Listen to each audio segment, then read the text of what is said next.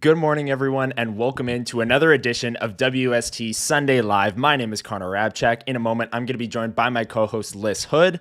And I've said many times on this program before that we have a jam-packed show ahead for you. This one, I can't stress enough how jam-packed this episode is. We've got Scott Wheeler from The Athletic coming up right at the bottom of the hour today. I caught up with him earlier on in the week. We talked all about Winnipeg Jets prospects and Manitoba Moose prospects, what to expect from these players going into this season. And it was a great conversation with him. And then later on in the program, Lyss and I were down at Manitoba Moose Media Production Day, and we caught up with a handful of players. Today, you're going to hear from Colby Barlow. Lyss caught up with the former Winnipeg Jets first-round pick. A great conversation with Colby as he makes the pro leap. And then later on in the day, I caught up with Thomas Militch, goaltender for the Manitoba Moose. We talked about his development path, what it's like, being at training camp with Connor Hellebuyck, his World Junior run with Canada, and a lot of great things. So Scott Wheeler, Colby Barlow, Thomas Militch, we've got a great lineup of guests today on WST Sunday Live. And super excited to announce that we are now sponsored by Chuds Powersports, and we're going to have a Chuds Powersports power poll coming up later on in the episode. I'll have more information on them a little bit later on, but let's bring in my co-host, Lyss. How are you doing this morning on a gloomy, rainy Sunday morning? What's that meme format that's like, hey, like when you mentioned that there's some really cool people in the show today, Scott Wheeler, Colby Barlow, Thomas Militch, can you also add Lyss Houde? Lyss Houde. Include yes. Scott, Colby, Thomas, and Lyss. Yeah, thank you so much. Yeah, I'm doing well, and I'm very happy to be joined by this rock star list of guests that we have on the program. I'm stoked. Absolutely. Yeah. And I'm super excited. I mean, like I said, I caught up with Scott Wheeler earlier on in the week. Lyss and I both caught up with all of the Manitoba Moose players earlier in the week. And they're all great conversations. So thank you, everyone. We really appreciate it for you stopping by this morning. We got a long show, and I think that it's safe to assume that this is going to break some non-existent records for longest episode of WST Sunday Live. So hope you have an extra cup of coffee waiting for you, and buckle in for this one. It's going to be a fun one. Lyss, before we get to Scott Wheeler, Thomas Militch, Colby Barlow, all of the great lineup of guests. I'll go to you first, and a great lineup of another guest. You are my co-host. You're not a guest. But I was still great. Yes, so. Yes, exactly. The Winnipeg Jets wrapped up their preseason on Friday night with a 5-4 shootout win against the Calgary Flames. A very weird way to win it in the shootout with Tanner Pearson. You can touch on that if you want. But your overall takeaways from that final game and the fact that preseason is finally over. Yeah, I mean, Scott Arniel had mentioned going into that game that they were kind of dressing their dress rehearsal lineup, right? So a lot of what we saw was what we were expecting to see come Thursday in the home opener against the Dallas Stars. We'll get into maybe some of the injury questions and whatnot, but I think the biggest takeaway for me from that game, and it's probably a consensus, whether it be on Twitter or just kind of in the Jets fan verse of people who are kind of locked into these games, that decor is looking real interesting. I think that in that game, we saw some moments where some players' deficiencies got exposed a little bit, whether there were some tough breaks or some odd man rushes, stuff like that. But that decor without Dylan Samberg, with having players promoted into that pairing with Neil Pionk, and then obviously we saw some other changes in that game with Dylan DeMello missing a little bit of time there as well, which, as we heard from Scott Arniel, likely isn't going to be anything too crazy, thank goodness. But we talked about this last week, Connor, about how it might be a very telling time in Dylan Samberg's absence to see what the Winnipeg Jets left-handed depth can actually do. And I think this was an early precursor to I don't know if I'm going to love what I'm going to see. Yeah, I'm with you on that. Like in terms of the actual on ice lineup, and obviously the injuries continue to pile up for this Winnipeg Jets team. And that was no different on Friday night. I think this is the biggest concern coming out of the game. I was on Friday's WST from Manitoba Moose Production Day with Huss, and we were both like, we don't care what happens in this game tonight. We just want them to get out of the game healthy. And unfortunately, they didn't. If you didn't watch the game and you didn't hear Scott Arniel's comments after, Cole Perfetti left with an injury, and I see some people asking in chat already, any update on 91 yet? The Winnipeg Jets are skating today at Hockey for All Center. I'm going to be down there. They're skating at 11, so you should hear at around noon. Jay Miller asking, should we hear from Coach about Perfetti today? We should. But here's what he had to say after the game, which was kind of a concerning soundbite. But here it is. Scott Arniel after the game to CJOB, Mitch Clinton, Paul Edmonds asking the questions here. Scott, just one for me. Are you able to give updates on Dylan DeMello and Cole Perfetti? Yeah, precautionary for DeMello. You got a stick in the throat. With Perfetti, lower body injury, we're going to get him home here. First glance doesn't look great, so we'll see when we get home. But hopefully it's not as bad as we're hoping. You and your coaching staff and the upper administration have a busy couple of days ahead? Yeah, obviously the injuries now kind of play into it a little bit. We've got to have a 23-man roster in on Monday. So, we'll talk about it now. We'll talk about it tonight, tomorrow, and get ourselves sorted out on how we're going to move forward. So there it is, Scott Arniel after the game, Mitch Clinton from CJOB, Paul Edmonds, they're asking the questions there. And the concerning soundbite was, at first glance, doesn't look great. And they were going to get home. That's when that was yesterday that they would have gotten home, gotten a look at it. And we should hear today down at the Hockey for All Center some news on Cole Perfetti. But good news that Dylan DeMello was precautionary. Nothing to worry about there. But Lyss, you start doing lineup mocks with no Lowry, Perfetti, Samberg, and suddenly this juggernaut President's Trophy team looks a lot different. Yeah, I mean, and hey, let's throw Jonathan Toews in there just for good measure, right? Yeah. A guy who missed a little bit of time. I don't think it's going to be anything too crazy, but let's talk about the depth of this group, right? This is something that the team has talked a lot about, and I agree with them on paper in terms of there are players waiting in the wings who are capable of playing NHL minutes for sure, but not so much those high leverage minutes, right? Like I think, a second line of Gustav Nyquist, Vladimir Masakov, and Alex Iafallo or something like that is kind of insane, to be honest with you. Like this isn't what the team wants. This isn't what they should want, right? This is a very, very concerning looking forward group with just a couple of injuries, and it's only the 5th day of October. So I'm really not sure what to think, how to feel, because like you said, President's Trophy winning team. And watching that game, I will say, I've been watching a lot of junior hockey the past couple of weeks, and I forgot how good Mark Scheifele, Kyle Connor, and Gabe Velarde are. Like anytime they sustain a little bit of possession in the offensive zone, like I love watching them cycle the puck. I think they're such a fun group of players to watch play, and that line I think is going to continue to be fine. And I think all those players are so good on their own that if they decide to kind of spread the wealth a little bit across the lineup, that there is definitely some potential for them to create some new magic with some new pairings of forwards if need be. But the bottom nine right now, not the best looking bottom nine I've ever seen in my life. I'm going to say that. That is for sure. And it's going to be fascinating to see, because the way the Winnipeg Jets are currently constructed and their bottom nine, as you said, Lyss, the top line's going to have to put up some crazy numbers to carry this team offensively with no Perfetti, potentially no Toews, who remains day-to-day. There's no further update there. We'll see if he skates today at the Hockey for All Center, but it doesn't sound like it's overly concerning. But still, no Lowry, no Samberg. This team is missing, I think I put it last night, like 3 of their 7 highest impact skaters. And you go back to last year's team and you add in Nikolai Ehlers, like that's 4 of 8. Right? Like this is, if we're comparing last year to this year, that's a lot of players to be missing. And we haven't even started the season. Which is the craziest part, Lyss. Can I ask that a question? Right? Like and I think you and I spoke about this briefly offline, but not in depth. So people are going to get our raw reactions to this comment here. What does this mean for the newly signed Nikita Chibrikov, right, who just signed a 2-year extension just last night, which we'll get into, and guys like Brad Lambert, people who are still with the club right now. If we go through the forwards, I think we both still stand by the fact that at least to start the season, they're going to carry 13 forwards, 8 defensemen, as opposed to 14 and 7. I think that that's pretty much set in stone at this point. But Jonathan Toews still being day-to-day. I'm sure we'll get an update on that today as well. Who knows? Who's to say? Is this going to be the Matthew Perreault injury to get Kyle Connor into the lineup situation that is needed to get one of, or if not both, Brad Lambert and Nikita Chibrikov into the lineup? Because right now, it's one of them or Walker Dewar who's making the Winnipeg Jets lineup, right? If Jonathan Toews misses any time whatsoever, or if he's not back and ready to go today.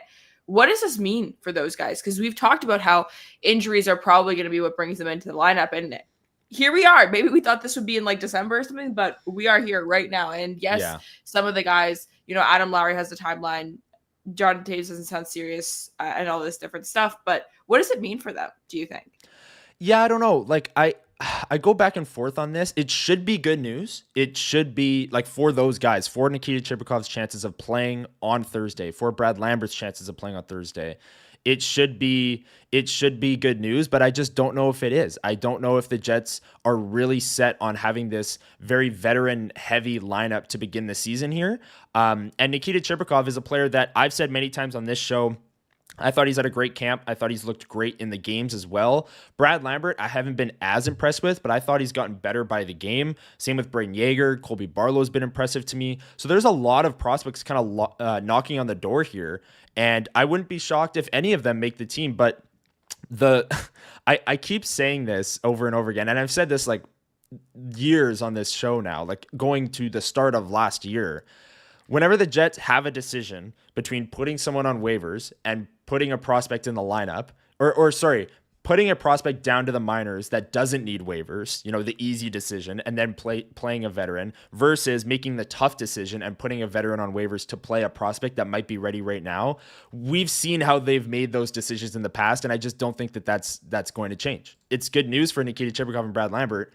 I just don't, until I see it, I just don't think it'll change.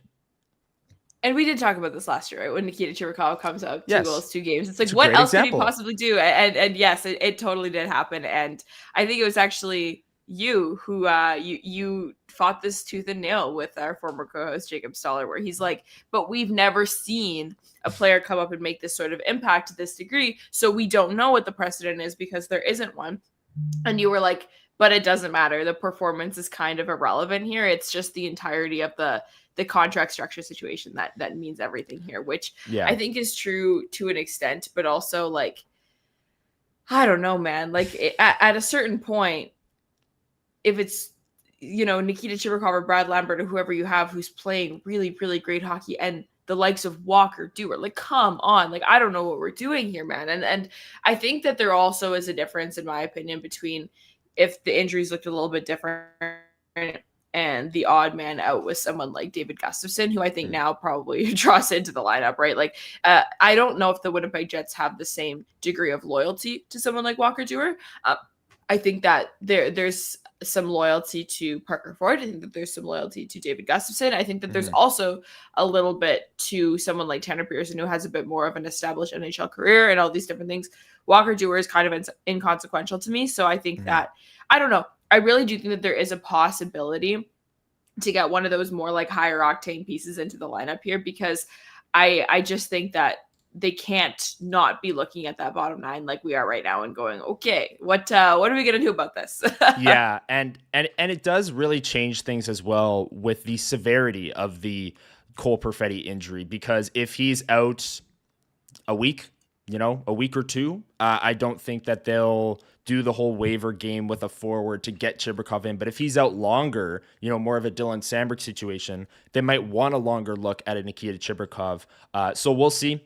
We'll see what the updates are down today at Hockey for All Center on Jonathan Toews, who's day-to-day, and on Cole Perfetti, who left that game. And as we played the clip earlier, Scott O'Neill said, at first glance, it doesn't look great. The last thing before we get to Scott Wheeler, Lyss, is you alluded to it there, but Nikita Chibrikov. A little bit of Jets news last night. Nikita Chibrikov extended with the Winnipeg Jets. So he had this year left on his deal and then would was slated to become an RFA at the end of this season, but he extended 2 more years. So he's under contract until the end of the 2027-28 season, and he'll still expire as an RFA. He'll be 25 years old. He'll have 2 more years left of RFA eligibility, and then he'll hit, unrestricted free agency. So a bridge deal for Nikita Chibrikov, having played, only a handful of NHL games in his career.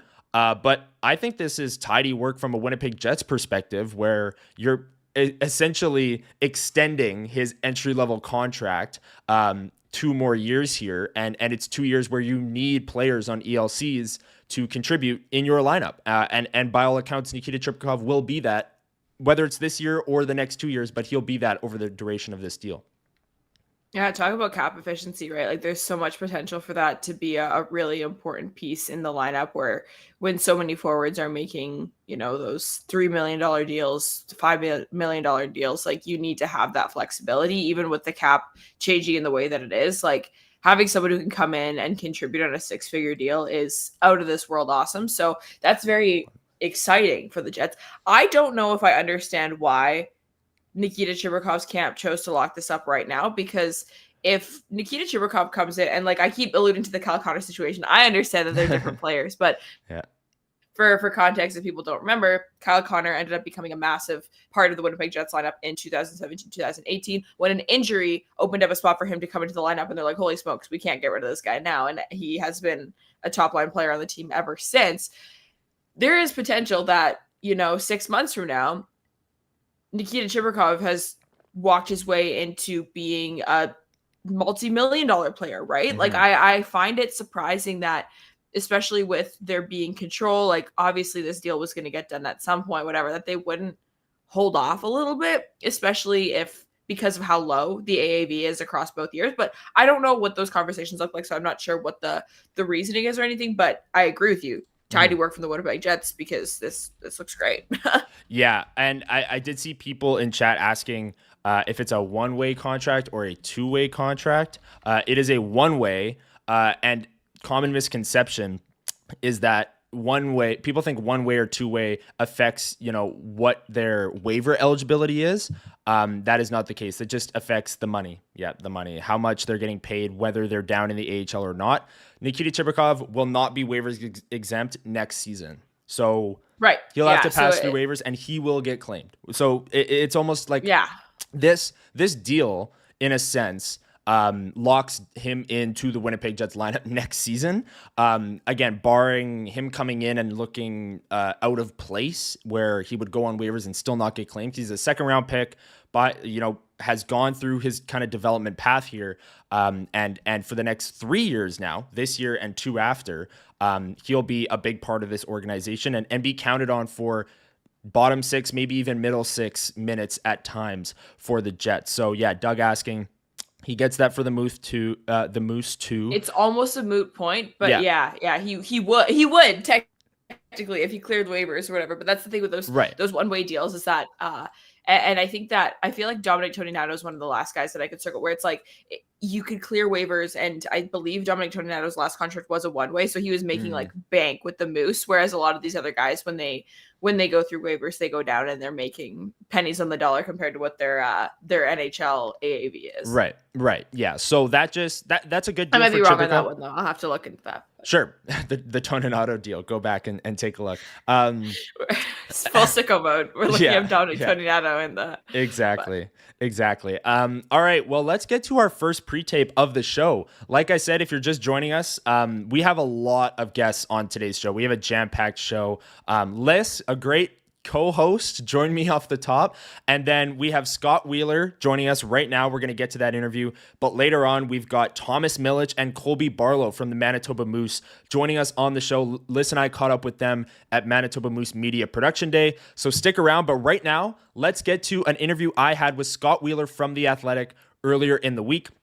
He covers the NHL draft, NHL prospects league-wide, covers the World Juniors, does a fantastic job at it, and provides some great insight on the Winnipeg Jets prospect pool. So check out Scott Wheeler at The Athletic for the latest on the Winnipeg Jets and all of the prospects around the league. But here he is now on WST Sunday Live.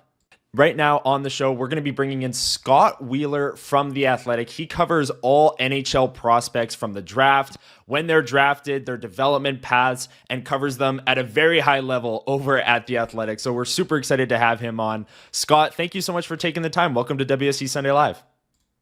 Thanks for having me. Happy to be here. Absolutely. And we want to get your thoughts, before the season starts, on a lot of the Winnipeg Jets prospects. They have a very intriguing pool, I would say. There are a lot of prospect analysis that would rank their pool really high and some that would rank them really low. So just kind of giving you a open-ended question to start it off here. What are your overall thoughts on the strength of the Jets prospect pool as we head into this 2025-26 season? Well, they've acquired a good number of what I would call sort of B to B plus prospects. Like they have 7 or 8, maybe 9, depending on who's making the argument, legit prospects. And there are organizations around the league, even ones with good pools, who don't have that, right? There are organizations, even some of the ones with the true top end pools.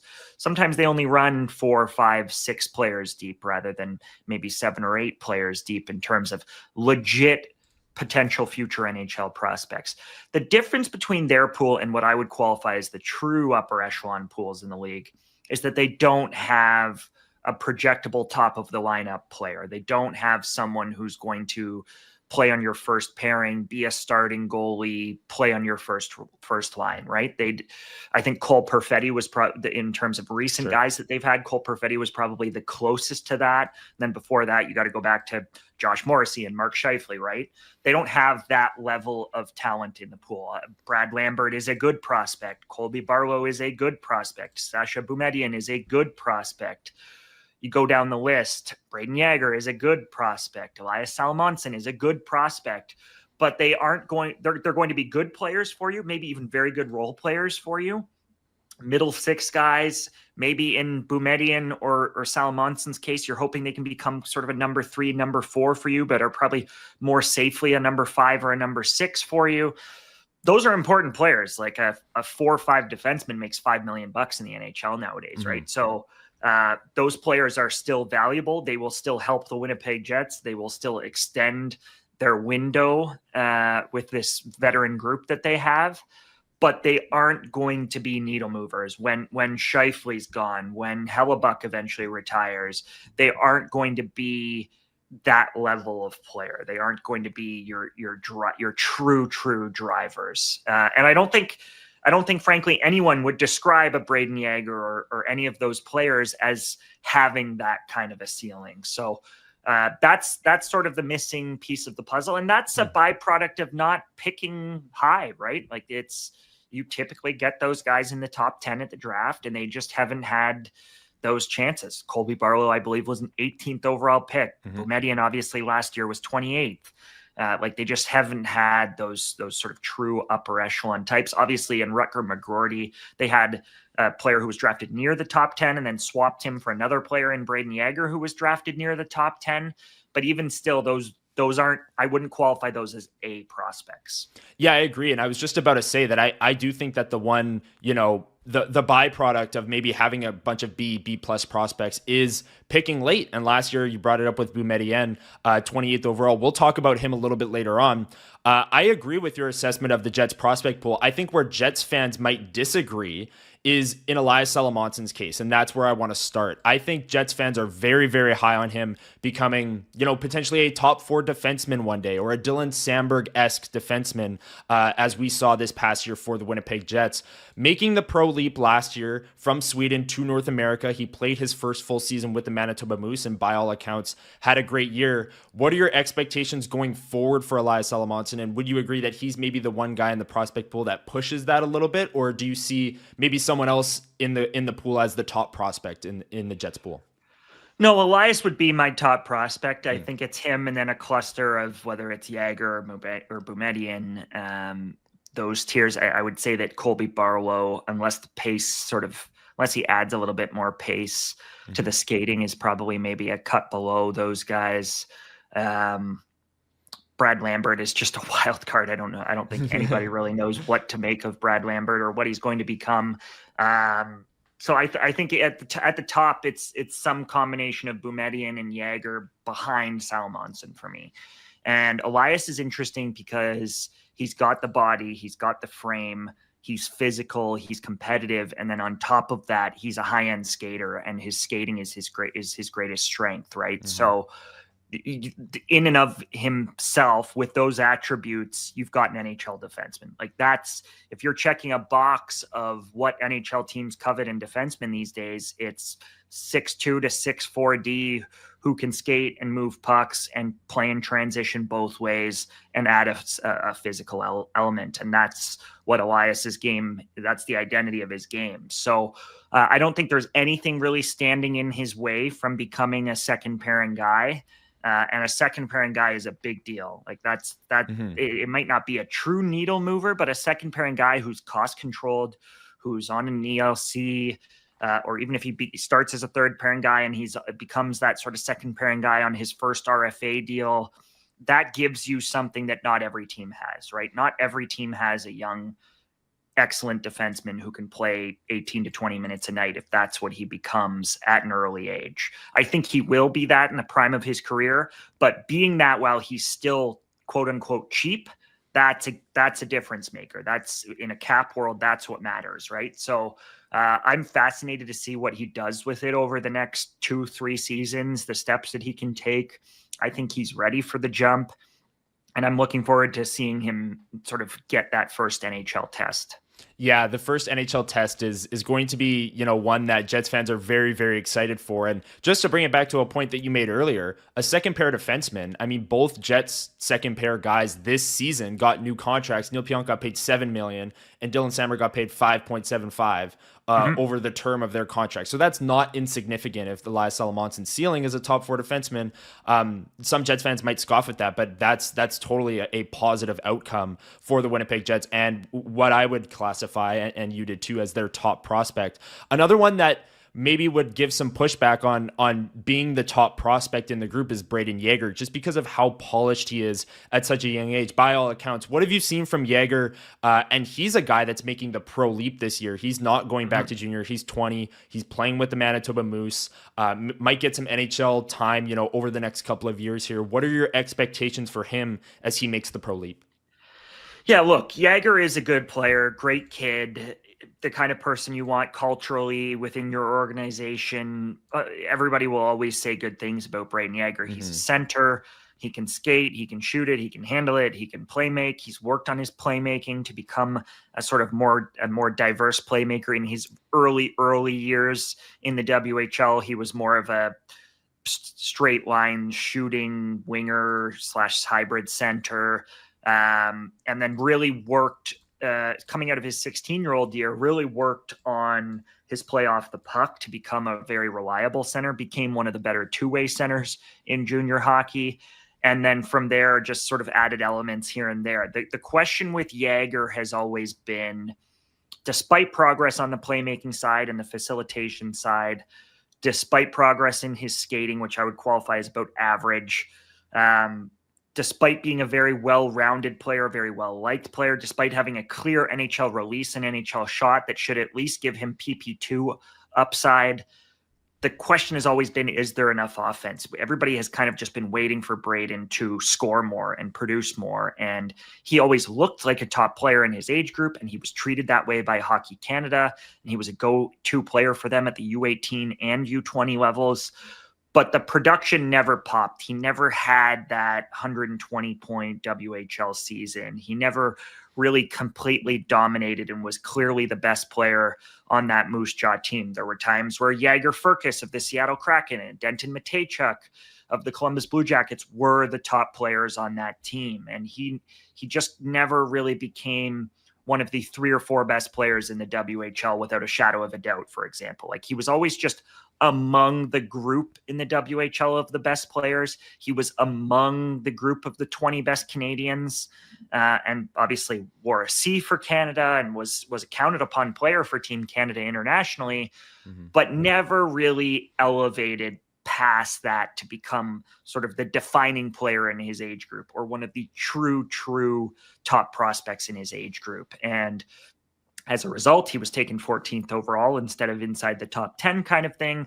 And now it's just, okay, what's the ultimate upside? Like, is he just going to be a 20 to 25 goal guy, 45 point guy, or can he be a legit annual 50 to 60 point player who's a second line center for you all day long? That's kind of the question. Is he going to be a middle six guy, or is he going to be a top six guy? And I think there are people who have reservations, and fair reservations, about whether they can be sure that he's a top six guy. Yeah, I'm with you on that with Brayden Yager, and I'm fascinated to see what he can do this season, making that pro leap, as I said, and on a Moose team that, you know, should be a lot better than they were last year, at least with some of the AHL veterans that they brought in.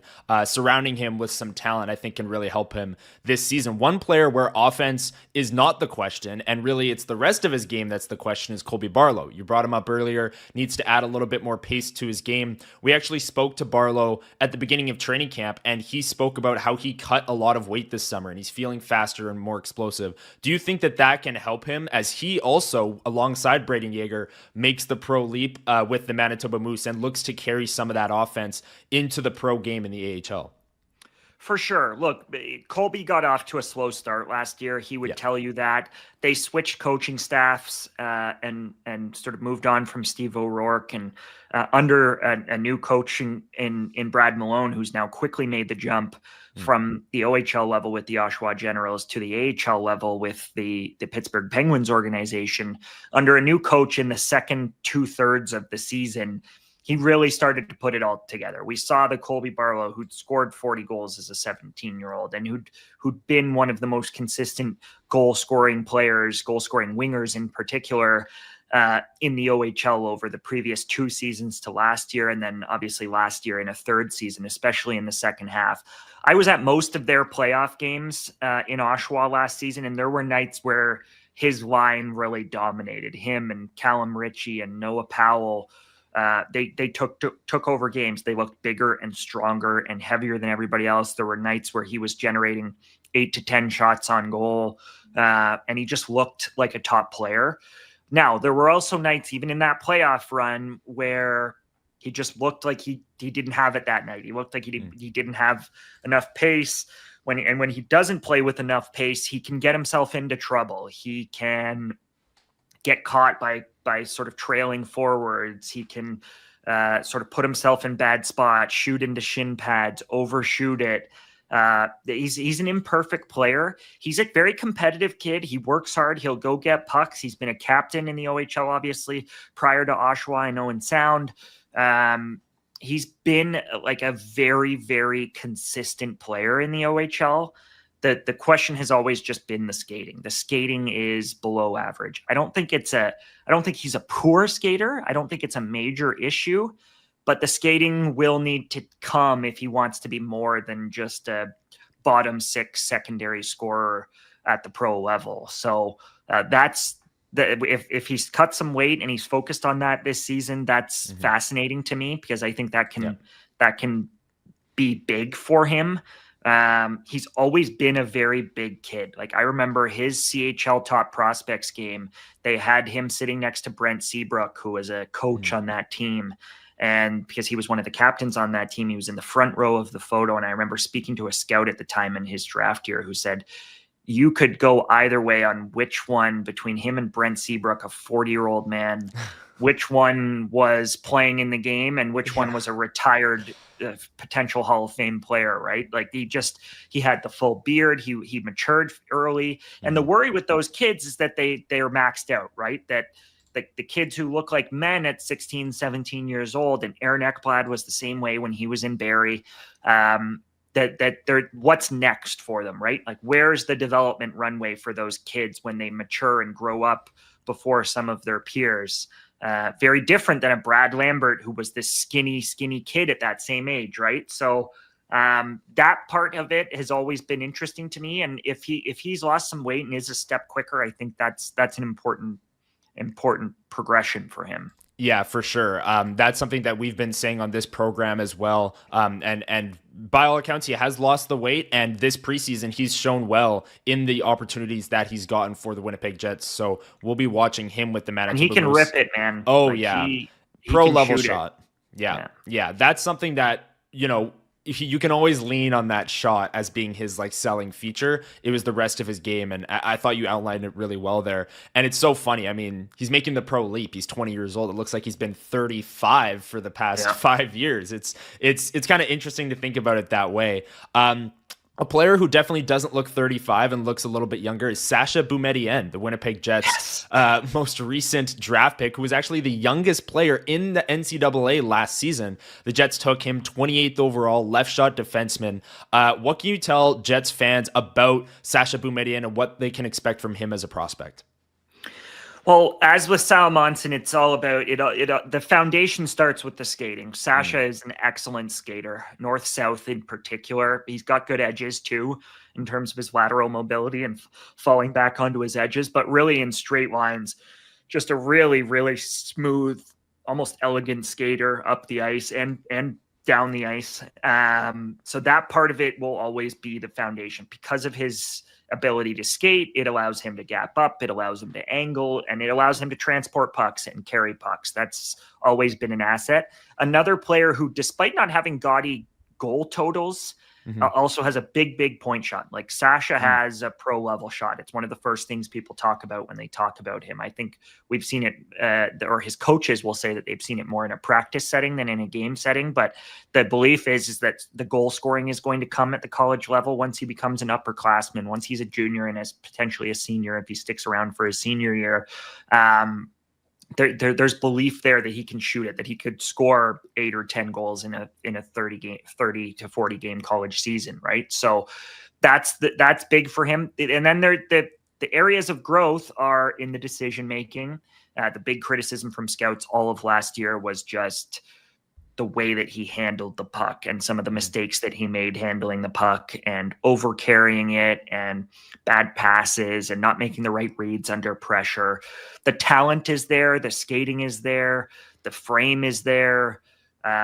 He's a legit prospect. It's just about refining the decision-making a little bit. And then it's about what you alluded to, which is adding strength in the gym. And he added, I believe it was over 10 pounds in the gym in season last year, which is not easy to do. I know I did a feature on him ahead of the draft. And I know in talking to Jay Pandolfo and the BU staff that he worked his bag off last year to add weight, to eat a lot, and to make sure that he wasn't just maintaining or potentially losing weight in season as most players do, but that he was actually getting stronger in season, because early on last year as a freshman, the battles were tough for him and the size of the opposition was tough for him. He's 6'1", 6'2", like he's got the length. It's just a matter of getting stronger and filling out. He's a pretty lean kid still. His dad obviously played pro hockey for a long time and has now worked in scouting with the Columbus Blue Jackets and sort of player personnel with the Columbus Blue Jackets. And more recently, after leaving the Blue Jackets organization, was the assistant general manager last year for a number of their senior national teams in Sweden, including the Four Nations team. So his dad's a big, thick man. So I think there's hope that the weight will come, that he will get stronger, that he'll fill out. And then if he fills out and the decision-making and the IQ piece of the puzzle, especially with the puck, can take a step, then he's got all of the other attributes he needs. Okay, yeah, that's a great rundown of Sasha Boumedienne, and a player who's new to the Jets prospect pool and youngest player in the NCAA. There's a lot of development that will happen over the next couple of years, so Jets fans will be glued to that as well. And he was very good in the second half, I should say. Yeah. Him and Tom Willander, they paired him and Tom Willander, obviously a first-round pick of the Vancouver Canucks, who was a sophomore last year. They paired them together, and they were a big part of their run to a third consecutive appearance in the Frozen Four.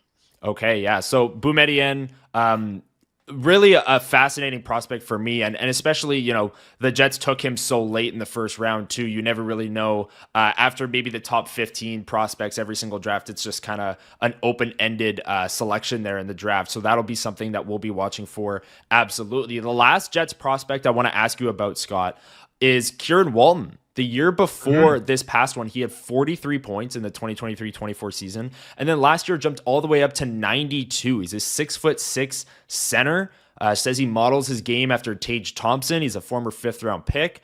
Do you think that maybe this massive jump in production was a bit fluky? And what do you think, you know, he can do this season to follow that up as he's going back to Sudbury? This new CBA doesn't quite let him be the 19-year-old that would be with the Manitoba Moose this year. If I could predict that, I think the Jets would choose that. But going back to Sudbury this year, what do you think's in for Kieran Walton coming off that massive year last year? Yeah, big year last year, and that was after he cooled off, frankly, a little bit late in the season. Like, there was a time about midway through the season where it looked like he was going to be a 100-point player in that league, and obviously settled in the 90s and was a very, very good player for that Sudbury team. Will be again this season. Should be one of the 10 best forwards in that league this year. I would expect maybe 10 or 15 best forwards in that league this year. The big thing with Kieran is that he has always been able to move, and he has always been able to handle and shoot the puck. And it was more about, okay, can he become a power forward type? And that's never really been his DNA. Like, he'll stand up for his teammates and finish his checks, but he's not Tom Wilson. He's not Milan Lucic either, right? Like, he doesn't have that meanness to his game. He's not a super sort of hulking presence, despite how tall he is. He's a bit of a lankier kid, but he's a good athlete, and he can skate, and he can make plays, and he can handle the puck in tight. And I saw him toe drag a few defensemen and rip a wrister for some pretty goals last year when I watched him live and obviously on tape as well. And because he's an OHL kid, he's a player that I saw a good amount last year. And I was really impressed with the season that he had and the way that he elevated. And I think he joined that group with Lambert, with Salmonson, with Yager, with Barlow. You go down the list now with Boumedienne, Chibrikov. Like that's their core group now. And there were some other players who had positive years for them. Kevin He had a really positive year in Niagara and should have another strong year in Niagara, coming off of a good rookie tournament a year ago. He plays fast, man, too. Like, he's another kid who can skate. So there were some positives from that draft. I know they didn't have in 2024, they didn't have a first round pick, and their first pick of that draft was actually Alphonse Frey, who should be a part of the World Junior team this year and is a good player in his own right, though I'm not sure what he is as an NHLer.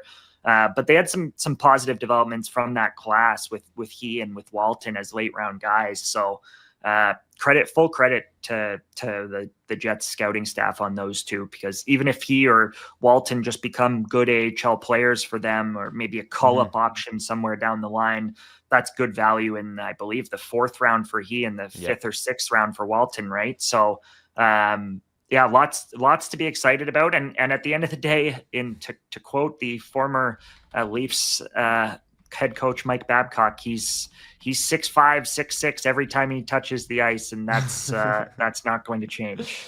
That is not going to change, absolutely. And Kevin He, you talked about him a little bit. He's got a little bit of Brandon Tanev in his game, at least that's what I'm seeing. He's just fast, fearless in the corners. And then last year he added a bit of offense too, so that was a positive development. And yeah, I like how you touched on Alphonse Frey, the Jets' first pick in their 2024 class, and then Walton and he, both from the same class and both late picks. So again, lots of upside with Kieran Walton, the guy who's 6'6", has that combination of skill, and going back to Sudbury this season. We're here with Scott Wheeler from The Athletic. Scott, just before I let you go, I just want to ask you a quick question on looking out from the Jets prospect pool, kind of league-wide. I mean, you cover all the prospects across the league, the draft every single year.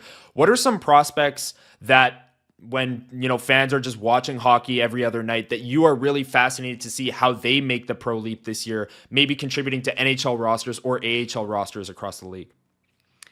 Well, this is a cop-out answer, but I think the most interesting young players, maybe the two most interesting young players to watch in our sport right now, or this season at least, might be Lane Hudson and Ivan Demidov for me. I can't wait to watch what Demidov does. I think I know they've sort of tinkered with whether he's going to be on PP1 or PP2 in Montreal, but I think he's the front runner for the Calder this year. I know he's not making the leap to pro hockey. Obviously, was a near point per game player in the KHL last year, despite only playing 13 minutes a night in the KHL. But the talent level of Demidov is really exciting. And I think because Russia hasn't participated in the World Juniors, because the average hockey fan hasn't seen these players as much, and maybe hadn't heard quite as much about Demidov coming into the league as they had Matvei Michkov, for example. I think they're in for a real treat, and he's going to be the player, this sort of kind of player that finds the score sheet and finds it in flashy ways and is on highlight reels on SportsCenter and all of that. So I'm very excited about Demidov. I know that's the obvious answer. There are others that I'm excited about. I've always been a big proponent in Zane Parekh, who looks like he's going to start the year in Calgary. It seems like they're going to run Mackenzie Weegar there on PP1 to start, but not to go back to Lane Hudson, but I think it's only a matter of a time where we saw it last year, right? Mike Matheson ran PP1 to start the year in Montreal, and then lo and behold, 20 games into the season, it was like, well, maybe Lane Hudson should be doing that. And I think we're going to see the same thing potentially play out with Mackenzie Weegar in Calgary this year, where he starts there, and Zane's going to, that unit is going to belong to Zane pretty quickly if he sticks in the NHL. Zane is also eligible to play at the World Juniors, so they'll have a decision to make. The LA Kings did it interestingly, if you remember, with Brant Clark a couple of years ago, where Brant Clark played the first 30 or 40 games of the season at the pro level with the NHL team, and then went to the World Juniors, and then after the World Juniors actually went back to the Barrie Colts and played the second half in the OHL. So I could see that for Zane Parekh, but I wouldn't be surprised if Zane takes off either. And I think Zane is one of the most electric, talented offensive defensemen that I've scouted in now 12 or 13 NHL drafts doing this.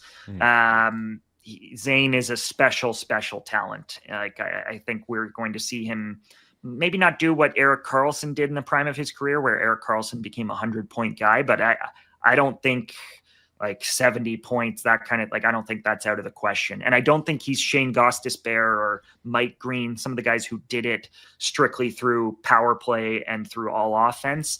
There's the perception out there that that's what Parekh is, that he's Tony DeAngelo or Mike Green or one of those guys, Shane Gostisbehere.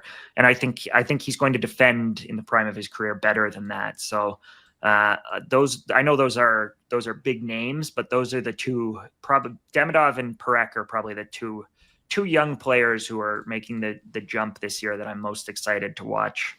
Yeah, Demidov. We saw the Jets play the Canadiens in a prospect showdown game in a sold-out Bell Center, and every time he touched the puck, the whole crowd was cheering for him. He had a goal and an assist that night. He's such an electric player, and those Canadiens fans know it. They are more excited than anyone to see what that kid can do, and he's an electric player, and I'm excited to see what the Habs can do. They have such a young, fascinating, exciting team. I thought that was a great answer going into this season. We'll see what they can do. Just lastly, Gavin McKenna is making, by the time this interview comes out, Gavin McKenna will have made his debut for Penn State. Projected number 1 overall pick, gets thrown in the same, topic of conversations as the Bedards and McDavids of the world, as the next generational prospect. What are you expecting from Gavin McKenna this year as he looks to, solidify that number 1 prospect status and have a great year at Penn State in the NCAA? Well, we now have a barometer, right? It used to be that if you were a point per game forward as a true freshman, as a 17 or 18-year-old freshman, if you were a 40, 45-point guy in 40 games, you were in the running to be a first or second overall pick. And we've seen over the last couple of years, first with Adam Fantilli and then with Macklin Celebrini, that bar get raised from 45 points to 60 points, right? And so now I think that's the measuring stick. We saw Fantilli hit 60 and we saw Celebrini hit 60. And I think that's the barometer for a great season for Gavin McKenna. Their non-conference schedule, so Penn State, when they're playing their schedule outside of the Big Ten, it's a joke. They've lined it up so it's a joke. It's been a joke the last few years. The schools that they play in their non-conference schedule are among the easiest non-conference schedules in the country, especially for a Big Ten team. Now, he's going to have some big tests in the Big Ten, right? The Big Ten is now the dominant conference in college hockey. He's going to be playing Michigan and Michigan State regularly. He's going to be playing Wisconsin, Minnesota. The Big Ten is the real deal. Notre Dame, I think, is going to take a step over the next couple of seasons with their coaching staff under Brock Sheehan there. They've got money to spend in NIL, and you're going to see some big recruits declare to Notre Dame in the next 12 months here. But when he's not playing in conference, I think there's going to be some opportunities against schools like Lindenwood, et cetera, where he's going to have some fun nights. And that's going to get him into the conversation. The other challenge for him is that obviously with the World Juniors, he misses a month of the season and he misses college hockey games as a result. So that makes it even harder to get to that 60-point plateau that I think is the new sort of measuring stick. If he's in the 50s, it's still a very good season. He'll still be one of the leading scorers in college hockey. 60 is pretty rare, but I think he's capable of doing it. He's been as productive at the junior level as Connor Bedard and Connor McDavid were. He's not viewed as that level of a prospect, largely, I think, because he's a winger more than a center, and because he hasn't yet done it on the international stage. Like he just didn't elevate in the World Juniors last year, for example, like Connor Bedard did at the same age. So that plus this year's World Juniors and him doing that, like for him to live up to the hype, he needs to not just be one of the best players and most productive players in college hockey this year and help Penn State back to the Frozen Four for the second time in their program's history. He also needs to have a dominant World Juniors, because that is the event for these players. And we've seen previous players, including Macklin Celebrini and obviously Connor Bedard, elevate in those moments. And we still haven't seen that from McKenna. He did it at U18 Worlds. He scored a natural hat trick at U18 Worlds and obviously helped Canada come from behind in a stunning sort of late 5-minute power play in the third period against Team USA in a game that they looked like they were going to lose. Gavin McKenna won Team Canada that U18 Worlds with a little bit of help from a hit from behind from Trevor Connolly, but he didn't do it at Hlinka. He wasn't just an unstoppable force at Hlinka in the way that Connor Bedard was, for example. And he didn't do it at last year's World Juniors. And so there are still some tests. He is not, I don't think he is yet viewed as that sort of generational prospect. I think he's viewed as a first overall prospect. People would likely sort of draw lines between him and Jack Hughes, for example, at the same age. But I don't think people yet see him as Austin Matthews, as Connor Bedard, as Connor McDavid.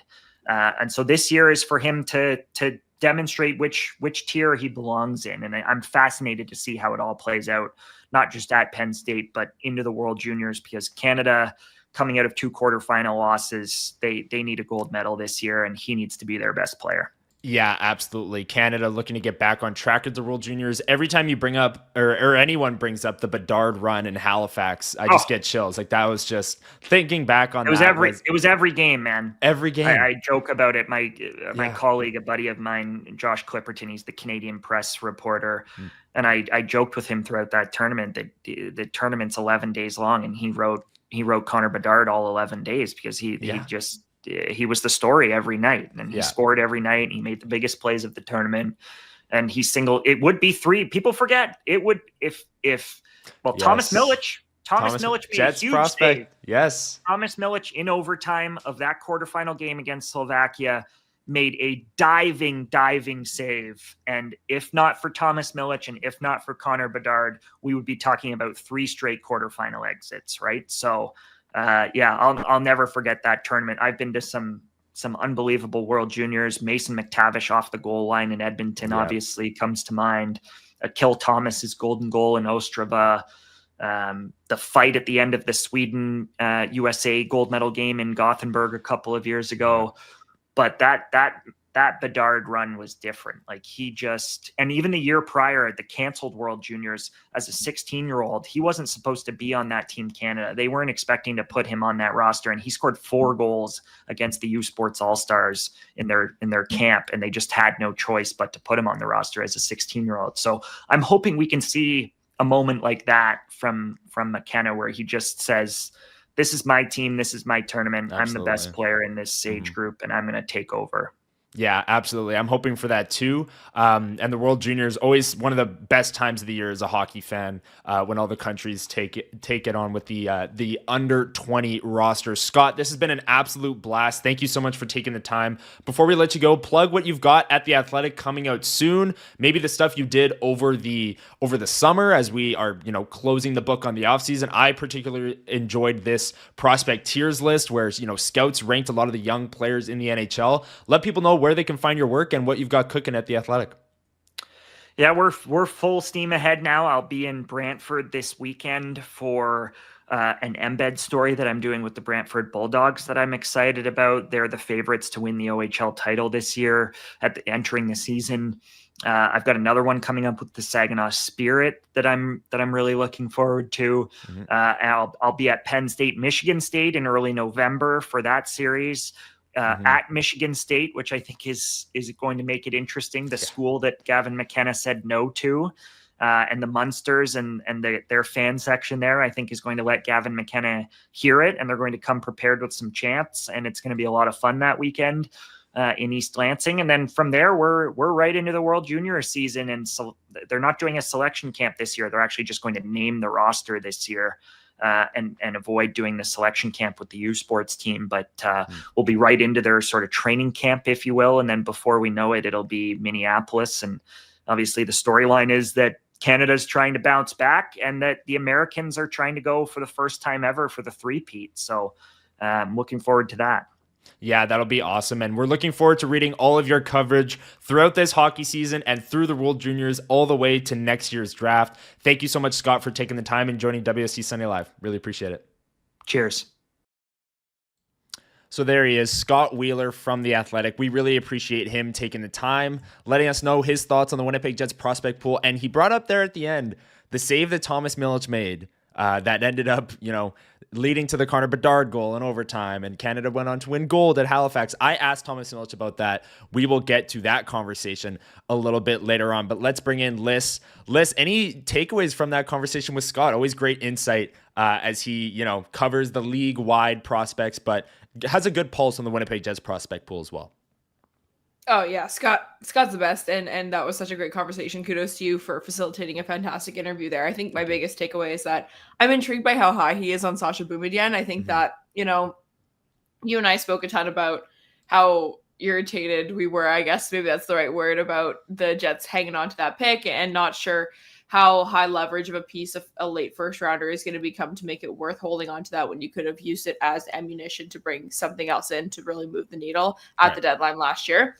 But it sounds like they might have gotten a really interesting one with that pick there. So I think the fact that, someone who is as in tune with the American college, system as Scott is as high on Sasha Boumedienne as he is, obviously with reservations. But I liked what he had to say about Sasha, one of the prospects in the system that I know the least about, just because we haven't seen much in terms of gameplay from him since he joined the Winnipeg Jets organization. Yeah, absolutely. And anytime, he was 17 when he joined the NCAA last year and played, and then Scott alluded to him getting better in the second half of the season and being one of their best defensemen. Like, that is the development that you want to hear for the youngest player in the NCAA. Like, of course, there's going to be growing pains to start the season, but if he's getting better as the season goes on, that's all you can really ask for.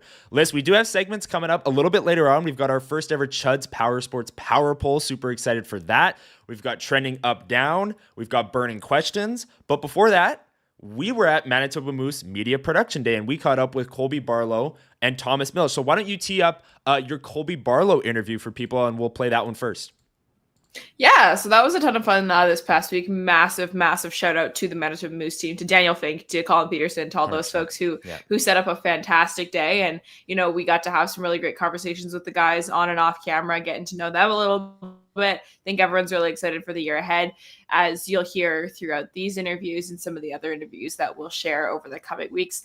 Everyone's pretty aware of the elephant in the room that last season wasn't so hot for the Manitoba Moose. I don't think anyone was really pleased with how that year went. It was a little bit of a one-off for them, and they really are looking to bounce back this upcoming year and bringing in some new pieces with potential to have a massive impact on the lineup, like Colby Barlow is going to be huge for that. So let's get into this interview here. Yeah, let's do it. Here's Lyss sitting down with former Winnipeg Jets first round pick Colby Barlow, making the pro leap this year to the Manitoba Moose. Welcome to Winnipeg Sports Talk. I'm Liz. This is Colby. Welcome to the show, Colby. How you doing? Thank you. I'm doing good. Yourself? I am doing wonderful. I'm glad that you're here to chat with us. Yeah, me too. First full season in Winnipeg coming up here. Tell us a little bit about what training camp was like this year. You know, it's not your first time here in the fall with the big club and everything, but what was this year like for you and your experience at training camp? Yeah, training camp was awesome. I think I learned a lot and developed a lot over this summer on a personal level, and then was able to bring that to training camp. Show the progress I made, and just enjoy it as well. I played in a couple preseason games. That was awesome. One at home, one on the road. So the road was cool and flying and everything, and then obviously playing in front of the fans was special. So it was awesome. I learned a lot, and now just ready to get going with the Moose here. Yeah, you got into a couple of preseason games, like you said. A couple of nice goals, whether it be in the scrimmage here and the preseason games. Good showing. A lot of people are kind of chatting about how good of a camp you had. How did you feel at camp and how it felt kind of taking that step, like you said? Yeah, I mean, it feels pretty good. A lot of hard work, a lot of hard conversations just over last year and going into the summer on what I needed to do, what needed to kind of happen with me and my body, and just for me to progress, right? So I think I took a great step, and it showed in some ways, and just want to continue to build off that going into the season. Yeah, so walk us through what that off-season kind of looked like for you. Did you spend a lot of time on the ice? Was it more off-ice stuff, and how you kind of prepped in that way that you wanted to? A lot of it was off the ice. I went to my trainer, Andrew Jones. We had a great summer. We built a plan and we executed it, and it was a lot in the gym, and then obviously a lot on the ice as well, just making sure everything stays sharp and working on my skating. So a lot off ice and still on ice as well. How has the Winnipeg Jets organization kind of been supporting you through wanting to continue along that progress that you're making, and making sure that you're equipped with the tools, the resources you need to kind of keep going now that you're here, new province, new organization, and make sure you're continuing on that trajectory? Yeah, they're amazing. I mean, during not just last season, but every season, Jimmy Roy and Mike Keane, they're talking to us throughout the entire season. But last year, at the end of last training camp with the Jets, had a good talk with Arnie and Chevy and Wolfie on just what kind of needed to happen over that year and then over this past summer, and we put together a great plan. Wolfie helped me a lot too with workouts during the season last year that helped me get to where I am now. So they've all just played a huge role in developing me and helping me get on the right path, and just continue to do so. Yeah, I feel like when you've spoken to, whether it's Jets media in the past, to Connor and myself, talking about becoming more well-rounded in your game and working on different aspects of your game. Everyone knows you got an incredible shot. There's some real offensive gift there that has been on full display through your junior career, and we're definitely expecting to see that here with the Manitoba Moose this year. But in terms of getting your game to be more well-rounded, become a more complete package of a player, what is some of the stuff that you've been working on to really improve in all those different areas?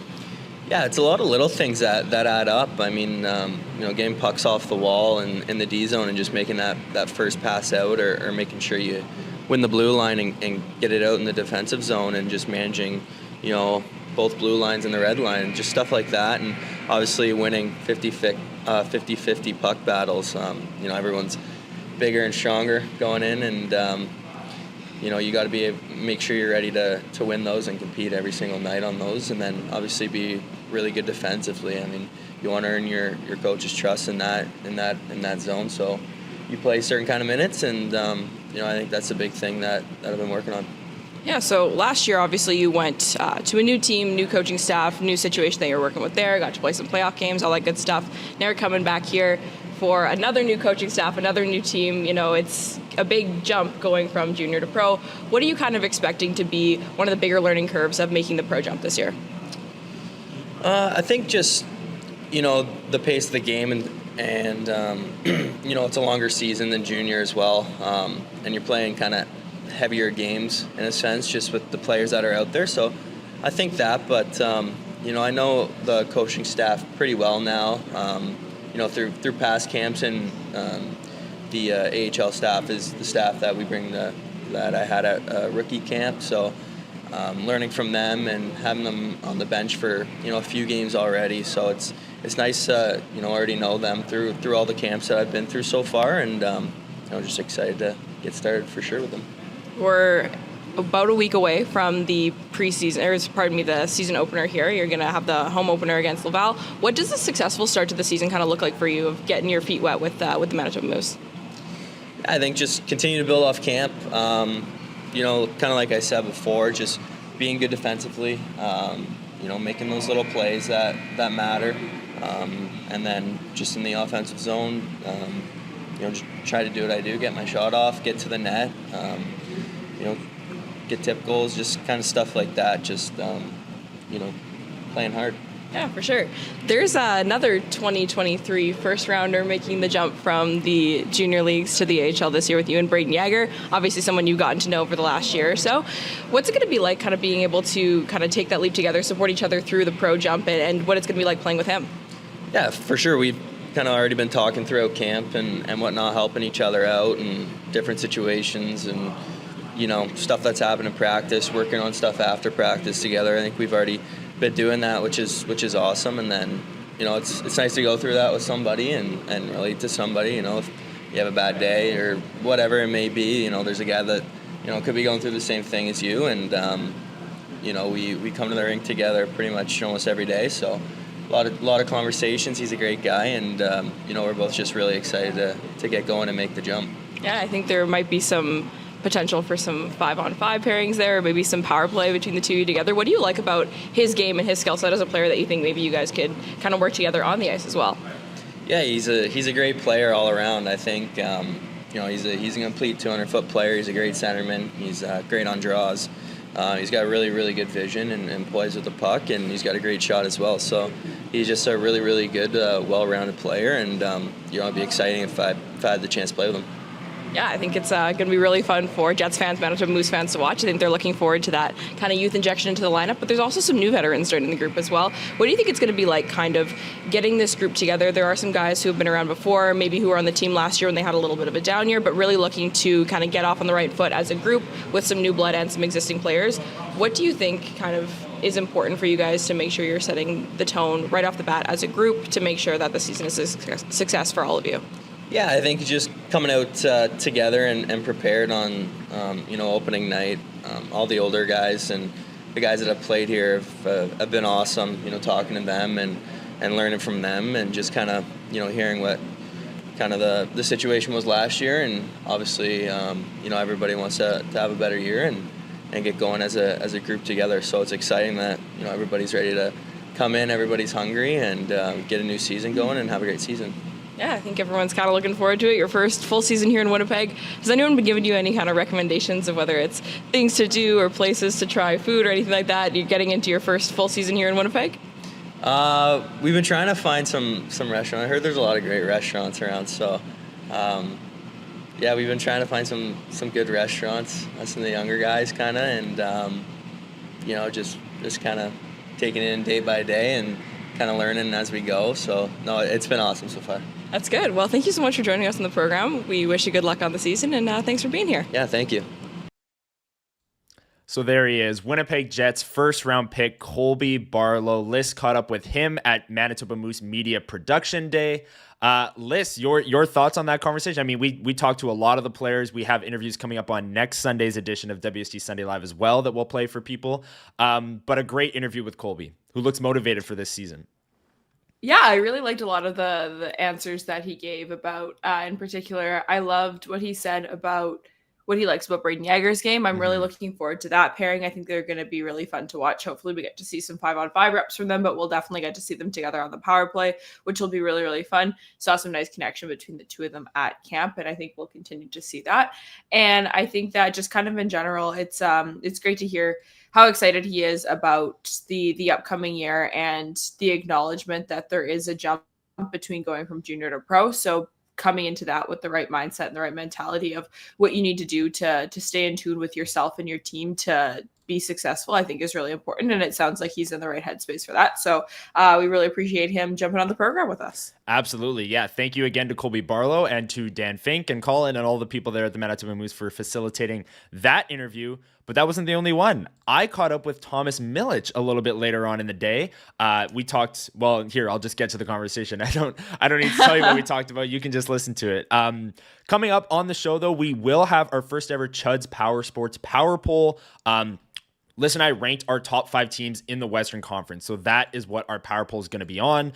And then we'll have our trending up, down, burning questions. And then we will wrap the show. And I'll get down to the rink to maybe hear some news on Cole Perfetti and potentially Jonathan Toews. But before we get to all of that, here's my conversation from Manitoba Moose Media Production Day with Winnipeg Jets prospect goaltender Thomas Militch. Hey everyone, welcome to Winnipeg Sports Talk. My name is Connor Hrabchak. Super pleased to be joined today at Manitoba Moose Production Day by goaltender Thomas Militch. Thomas, how are you doing today? I'm doing well, thanks. How's camp been for you so far? You're here with the Jets and now with the Moose. How's it gone for you so far? Yeah, camp's been awesome for me so far. I really enjoyed my time with the big dogs and hanging with those guys and seeing how they operate around the rink, how they, just the professionalism that goes into everything they do. And obviously now back here with Moose Camp, I'm excited to get going with the guys and start building that chemistry right away. Absolutely, yeah. And I'll ask you about the upcoming season later on and how you felt last year went and all of those things. But starting on with Jets training camp in these past couple of weeks, the Jets do have the reigning NHL MVP, and he plays the same position as you as goalie. How often are you talking to Connor Hellebuyck, bouncing ideas off of him, and what is he like on a day-to-day basis? Yeah, Helly's been awesome for me, especially as we have a couple young guys that, get to interact with him on a day-in, day-out basis. And, he's just super chill guy that's, willing to talk about anything. If you want to pick his brain about a hockey-specific detail or if you just want to talk about fishing away from the rink, right. he's always down to have a convo with you, and, he's just an awesome guy. And I'm sure Eric Comrie's an easy guy to talk to as well. Oh, yeah, absolutely. Yeah. We have a lot of fun in the ice together, and, it's also fun. I love his game and love learning from him as well. Another big storyline in Winnipeg Jets training camp is the addition of Jonathan Toews, multi-time Stanley Cup champion, Conn Smythe winner. Did you have any interactions with him, and what is sort of his presence in the locker room that you noticed over camp? Yeah, no, it's been really cool, getting to interact with him as well. And, myself, I was a bit of a Blackhawks bandwagon back in the day. There you go, when, yeah. They were winning championships, and so it's cool to, see him in person and, just like I said about Helly, he's just such a chill guy that's willing to interact with everybody and, introduce himself and make friends. So I think he's going to be a great presence in the room for the Jets this year. And, obviously his leadership background is huge as well. Yeah, we're the same age. I feel like everyone in that 2010 run, 2013, 2015, whatever, he was the guy from Winnipeg. He was the guy coming up. I'm sure you watched him a lot growing up. And if you say you're a Blackhawks bandwagon, then absolutely, right? Yeah. Oh, yeah, absolutely. Yeah, that's good. I mean, Jonathan Toews is one of the biggest storylines here at Winnipeg Jets training camp. The last thing I want to ask you about Hellebuyck is obviously you're talking to him, you're bouncing ideas off of him. He's a veteran now. He's well into his 32-year-old season. You are different styles of goaltenders, and I wanted to ask that because Hellebuyck, he's made a career and an MVP career off of being, big and boring, always being in the right spots, and he's, 6'4", a little bit bigger. You're a little bit more athletic, smaller. You jump around the crease a little bit more. Is it easier or tougher to kind of learn from Hellebuyck because of the differentiating play styles, or do you kind of take some and leave some else out of the advice that he gives you? Yeah, I think that's the biggest thing that Wade Flaherty as well has mentioned as well, that he's not trying to coach me the same way that he coaches Helly. So, there's still so much I can learn, though, from a guy like him, just how good he is at filling space in the net and, really just understanding what it takes to close down those angles. So I think, obviously we're not going to play the same way, but, there's still lots of more broad philosophies that we share, and it's just really cool being able to pick his brain and seeing how he approaches various things, and Comrie, for example, how he might play that same situation differently, and I can learn from that a lot. Yeah, and Comrie, I'd imagine, is a little bit closer to your play style as well, being a smaller goalie, a little bit more athletic. Another goalie that I wanted to ask you about with the Manitoba Moose is Dom DiVincentis. I mean, he's another younger goalie, drafted a year before you with the Winnipeg Jets. How nice is it to have another young goalie in the system that you can kind of bounce ideas off of with him and kind of develop at the same time together? Yeah, absolutely. Dom and I have been great friends the last couple of years, working through the organization here, and I think that's just going to keep going. He's a great guy, and we get along well, and I think, like you said, having another young guy that's in a similar situation to you to talk about stuff with and totally. Just go through it together. So I think we're going to have a good year this year. Absolutely. The last thing I want to ask you about, and we're going back a little bit here, before we talk about this upcoming season, is your run with Canada at the World Juniors in Halifax. I mean, Jets fans, obviously you weren't with the Jets at that time yet, but once you got drafted, looking back on that, what do you remember from that tournament? I mean, obviously you guys won gold, and it was in Canada, in Halifax, incredible atmosphere. What kind of stands out to you when you look back on winning gold with Canada? Yeah, it's crazy how long ago that's already, how much time's passed already. But I think the biggest thing is just the atmosphere there of playing in front of, hometown fans. Yeah. And, I think that's something that I really felt a lot coming to Winnipeg here is just the passion and the fans and the crowd. And, I think really just knowing that there's a whole country behind you is a pretty special thing. Yeah, and that, the past couple of years after your guys' gold medal, Canada's lost in the quarterfinals, and people will forget it would have been 3 straight years had you not made a save in the quarterfinals against Slovakia in overtime, an incredible diving save. What do you remember about that overtime specifically? Because it wasn't the only overtime either in the medal rounds for you guys in the gold medal game too. Yeah, I remember honestly not really having that big of a sense of panic in that moment because I think I just had a lot of faith in our team and, looking back now, obviously, just realizing what could have happened and how it could have played out differently. But I think just having a lot of trust in the guys in that room and, obviously looking back now at where a lot of those names are playing and the success they're having, it's hard to believe we could have gone any other way. Yeah, and obviously Connor Bedard was on that team and set a ton of records. I mean, what was it like watching him go on that crazy run from the crease, outscoring the goal in overtime against Slovakia and things like that? What was that like? Yeah, no, he's somebody that I've known for quite a while, another British Columbian. So, nice, yeah. Even in the summer here, I get to skate with him. So nice. I think it's just, one of those things where you always knew that was going to happen. And, just seeing it all come together, it's pretty cool to watch. Absolutely, yeah. So now moving on to this season. Last year you bounced between the AHL and the ECHL with Norfolk, posted a .935 save percentage with Norfolk. This season, what are kind of your personal goals for the season as you embark on a new year with the Moose? Yeah, I mean, obviously a goal for me this year is to have a lot of success in the AHL. Yeah. Last year, personally and then as a team, it didn't go quite the way we planned it to. So I think really just keeping that momentum going from last year. I had a great finish personally, and then the team down in Norfolk did quite well as well. So, I'm really excited about the guys that we're bringing in this year and all the guys that are coming back, and it's feeling good around the room.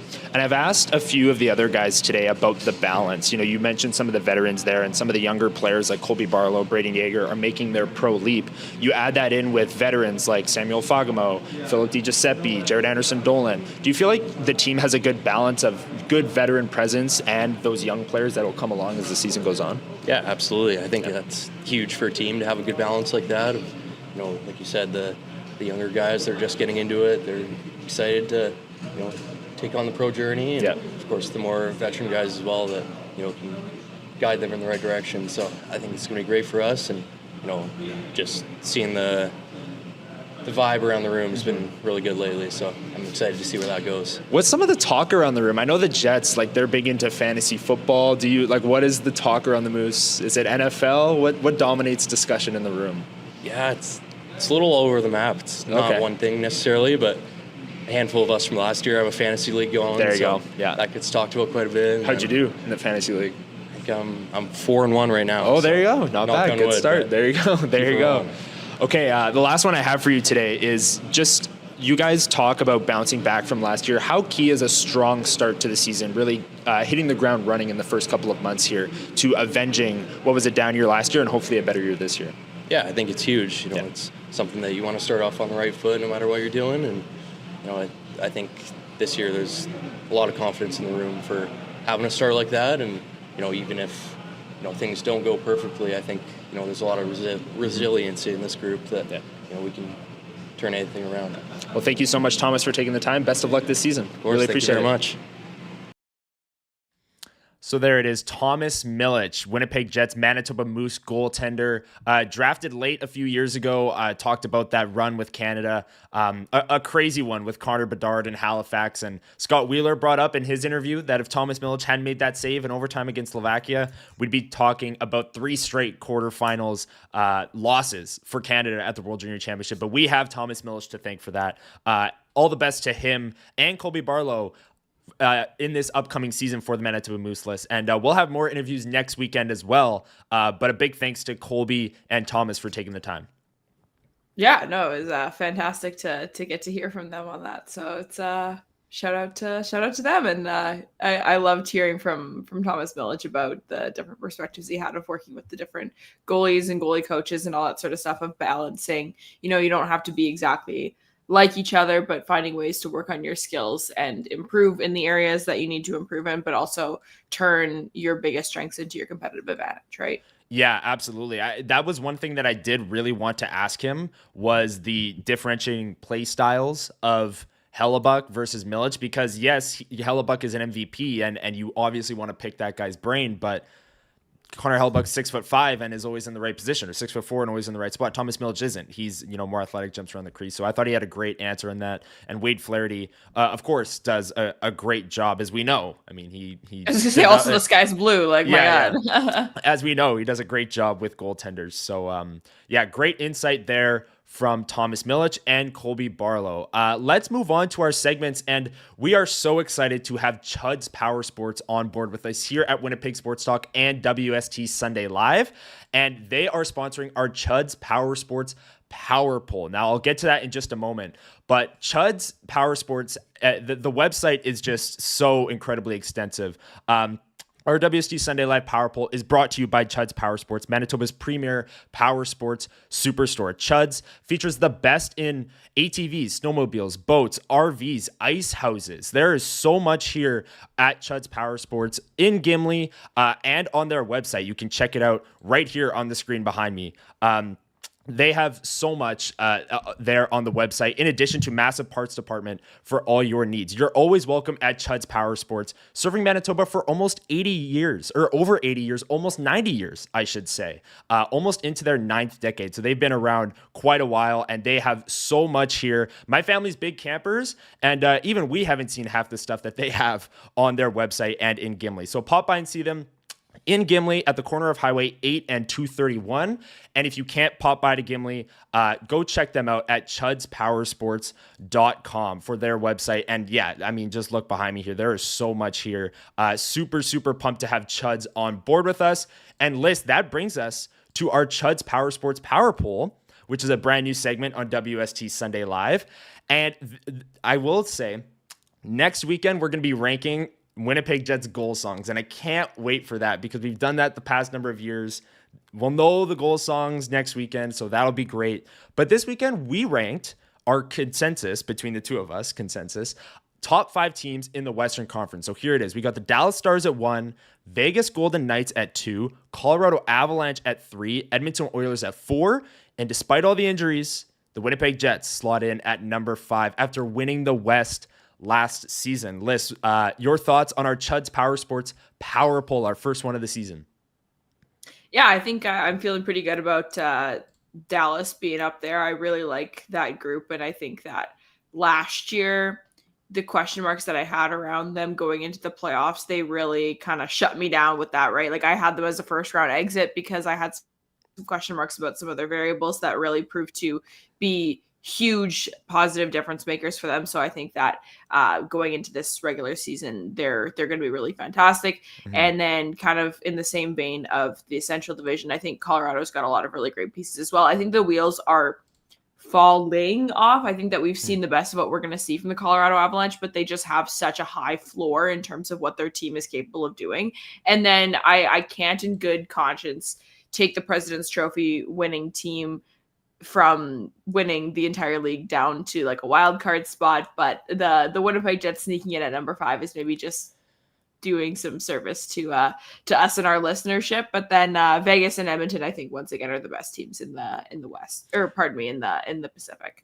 Yeah, I'm with you on that. This is, I see some people in chat. This is just the Western Conference. Jay Miller asking, how's Florida not number one? They're in the East there. Yeah, just the Western Conference here on our screen. And I agree with the list. The only thing I think I'd change is the 3 and 4 spot. I think that the Edmonton Oilers, I think it's a big distraction, the Connor McDavid thing. I was on Edmonton Sports Talk this past week. They told me it's going down Monday, so I should be ready. So we'll see tomorrow. But I don't know. I don't think we can just kind of rule them out from being the best team in the West. I think they're closer to Dallas. I maybe even have Edmonton at 2 ahead of Vegas as well. But I do like this list. I think Mitch is going to be so good in Vegas. I think Mitch is going to be so good in Vegas. I know. And like Leafs fans all year long are just going to talk about how, he's always good in the regular season. Always. Yeah. We've seen this the past number of years. We knew he was a good regular season player. You know, they're going to have that storyline, which is fair.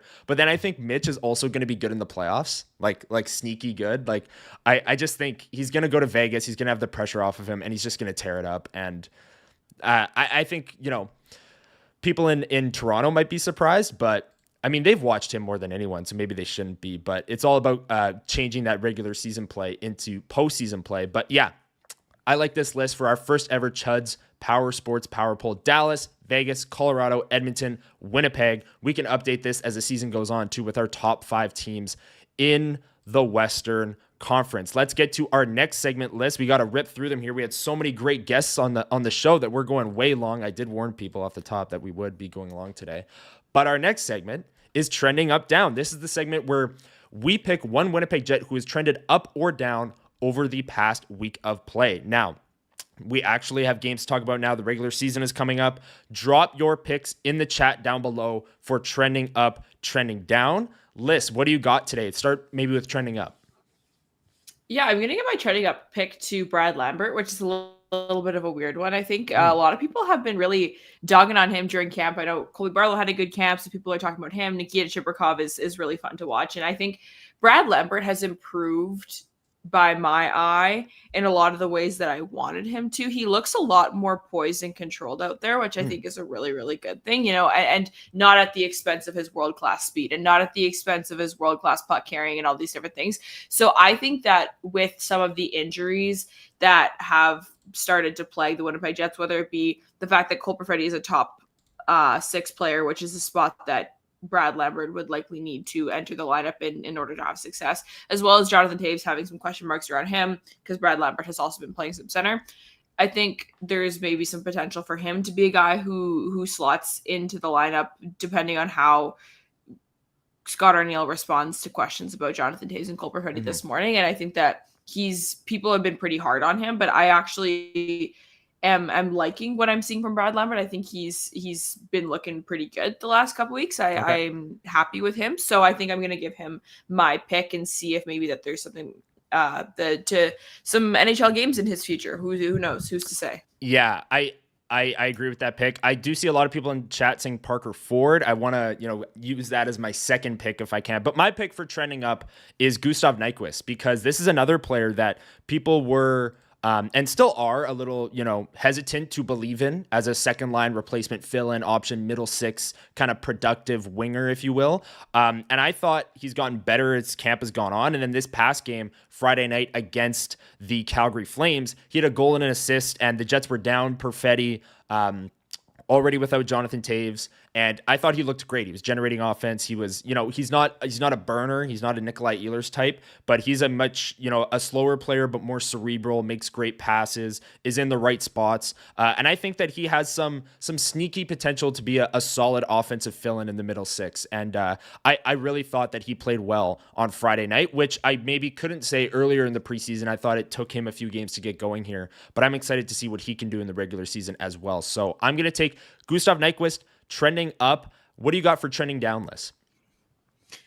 Yeah, I might toss the Hanel and Miller pairing into my trending down pick for the week, just because I think that, they were with the non-game group earlier this week. And I think that, Stanley and Fleury and Shannon, these guys are kind of getting the more opportunities that have come from the Sandberg injury and stuff like that. So I'm going to give them my trending down pick just because I think, it's pretty evident that the team is not expecting that pairing to play a massive role on the team this year. That pairing could break up. These things could still change, but this is a weekly segment. Gonna go with the two of them. Yep, it is a weekly segment, and sometimes some weeks are tougher than others. But yeah, I agree with that pick. It looks like they're the odd ones out on that defense core. I'm gonna take a forward that's the odd man out up front, and that's David Gustafsson. The Jets, Scott O'Neill talked about how it was a dress rehearsal on Friday night, and this was the lineup that they were hoping to go with, minus Jonathan Taves, and now Cole Perfetti is also out, and there's some concern there. But David Gustafsson wasn't in the lineup on Friday. It was Parker Ford, who was my, other trending up pick. It was Parker Ford who was in the game at fourth line center, and I thought Parker Ford looked really good. I thought he, battled for pucks. I thought he showed some good poise. There were some moments where he had 2-on-1s, had chances. His goal went off his chest. I mean, I'm not here to say that he had a Kyle Connor-esque snipe, but just before that, he had a 2-on-1 where he showed some nice poise and slid a pass over to Morgan Barron, who missed on the shot, and then the puck went to the point and they ended up scoring. But I thought Parker Ford has looked good, and I think the Jets coaching staff has seen that. And with David Gustafsson being out, the writing might be on the wall a little bit. He needs waivers. Do they send him down? Cole Perfetti's hurt now. There's a lot of things at play here, but David Gustafsson not being in the lineup for the dress rehearsal and then Parker Ford playing well, I'm going to take him for trending down list. It's interesting that you bring that up because Parker Ford doesn't need waivers. Right. And to go back to our earlier conversation of when given the choice between a player who needs waivers and a player who doesn't, the Jets are going to play the player who doesn't, or needs waivers true. and keep it in the lineup. But who knows, that could change. I did say that earlier in the Parker episode. Ford getting into the lineup there and also getting into the lineup at the center spot is pretty indicative of how they're feeling about him right now. Yeah, I did say, earlier in the episode that time and time again, the Winnipeg Jets have made the decision based on who needs waivers, but Parker Ford making the team over David Gustafsson, and if David Gustafsson got sent down, that would be, the opposite of that. That would be them, choosing a player whose waivers exempt and can be sent down the easy way, if you will. That would be them choosing a player like that over one that does need waivers. Again, I don't think David Gustafsson would get claimed. He's been a fourth line player his whole career, really. Do you think he would get claimed, Lyss? I don't know. I don't know. I'd have to think about it a little bit more. Yeah. But, I don't know. I don't know. But if some other team out there is like hurt and maybe, they see it, like I think there's potential, but I don't know. Yeah. I don't know. That's something that we might have to talk about on next Sunday's edition. And I will say that there are some one burning questions coming in right now. That was trending up down. Really appreciate everyone for all of your picks for trending up down in the chat below. Let's get to one burning question. We'll try and rapid fire through these because we've gone 90 minutes here this morning. I will say the first question that I'm going to answer, it was earlier on, so I can't really find the comment to bring up here, but it was Gregory Liverpool who asked thoughts on our thoughts on the Florida Tampa preseason game last night. There was a boxing match and a hockey game broke out. Like, that was absolutely ridiculous, Lyss. I know that there are about 1 bajillion weird things that happened in that game, but I cannot get over the fact that they took a goal off the scoreboard. That's insane. That's insane. Like, that doesn't happen. Like, that's so funny. Like, oh my gosh, I can't. Like, I was looking at the penalty log and some of that. It's like Mackie Samoskevich, like 6 penalties. Whatever. Like, this is insane. This is the weirdest thing I've ever seen in my life. And I love the clips of how many guys are in the box. John Cooper coming down on the bench. It's like there's 4 guys sitting on the bench. I'm like, what is happening? This is so unserious. Yeah. I didn't watch the game, so I won't comment on that part of it, but what the hell, sure. Am I right? Yeah, I mean, it was ridiculous. The NHL player safety account, I'm trying to bring it up here, but it's just hilarious this morning. I mean... and there's like 2 random fines, like JJ Moser or like a couple of little... Tampa Bay's Roman Schmidt fined $2,000 for cross-checking Carter Verhaeghe. Tampa Bay's Gage Goncalves, I don't even know how to say his last name. Goncalves, yeah. The A is before the L. Anyways, that one screwed me up. $3,000 for cross-checking Evan Rodriguez. Scott Sabrin will have a hearing for roughing Aaron Ekblad. Like, you see the discrepancy that I'm getting at here, though? Like, have you heard of any of those players from Tampa's side of things? And I know the game before, Florida hurt Braden Hagel. So I think it was a bit of a get back. Like, we're going to target their star players, and it just went off the rails. But like, yeah, I know. The one thing that I find like kind of interesting too is that like I saw a couple tweets talking about the CBA and how if a player plays after they've been like ejected, they're supposed to get suspended for like 10 games. So I don't know what who was it Mikola or who was it Mikola who just signed a massive extension. But I also saw another thing the other day talking about how suspensions and all that sort of stuff aren't super commonplace in the preseason just because they aren't getting paid for those games the same way they are for regular season games. So you prefer to find them to actually again, it's just $2,000, so who really cares? But if they were to get suspended and like forego salary, they wouldn't actually be foregoing salary because they do not have a salary for these particular things. So a lot of weirdness with this all being preseason, but also this only happened because it's preseason. This is such an unserious hockey game. Like, rest in peace. Or rest in piss, maybe 6 preseason games because, like, oh my god, what are we doing? I'm done with the preseason. Like, I'm so glad that we're on to the regular season.